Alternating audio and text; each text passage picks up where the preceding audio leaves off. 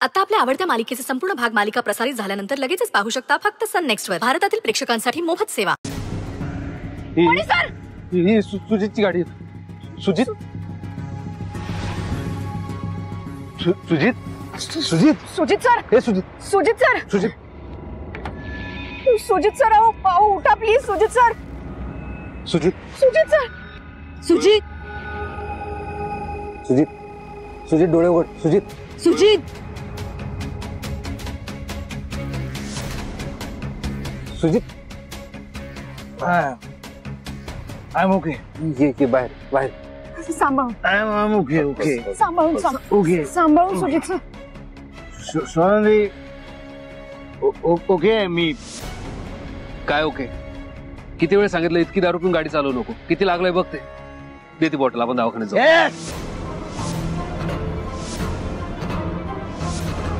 तुझी गरज नाहीये मला.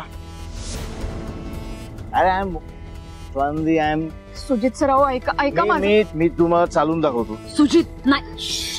ओके सी सुजित सर आओ. आय एम सुजित ऐक. सुजित सर. सी सुजित. सुजित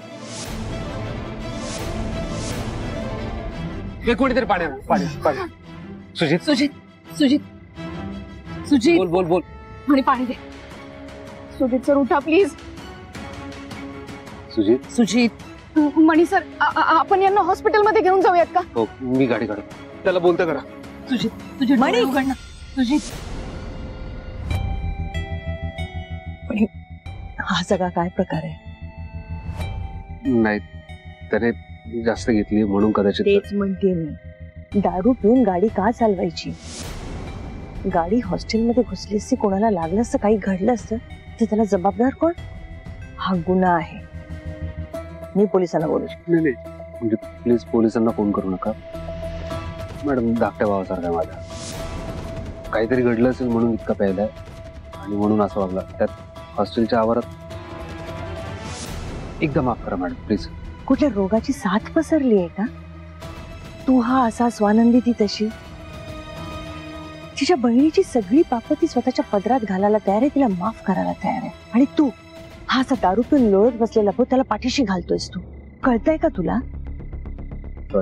जरासं खट्ट झालं की असं दारू पिऊन लोळत बसायचं. हा मॅडम खरंच नेमकं काय झालंय मला माहित नाहीये.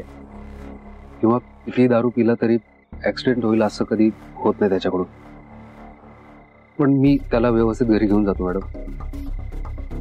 प्रॉब्लेम सुजितचाही नाहीये. नेमकं निवडणूक तोंडावर आहे आणि निवडणुकीच्या वेळी हे प्रकरण पोलिसांपर्यंत गेलं तर सरपोतदार साहेबांच्या इमेजला धक्का लागेल.